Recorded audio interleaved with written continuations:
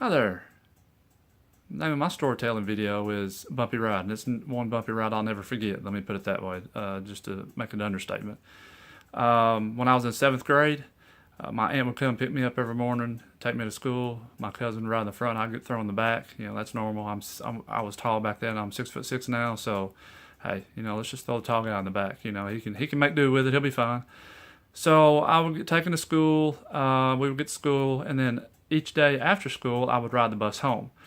The bus would drop me and a couple of friends off about a half a mile from my house.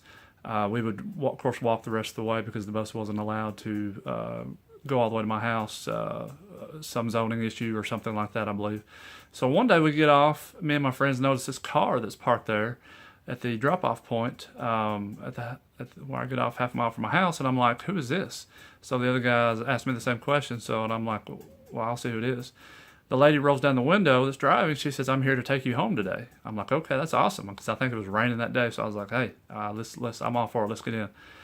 So the other guys get in before me, and me being so tall, I'm like, "Okay, this is going to take a miracle for me to get in this back seat of this." It was a nice car. It was I think it was a Lincoln, and so I try to attempt to get in the best I can. It's getting cram packed back there, and I get almost all the way in, and the car takes off. I'm like, "Whoa, wait a minute, slow down." And before I could even say anything, the momentum threw my leg back, and it gets caught in between the fender and the tire.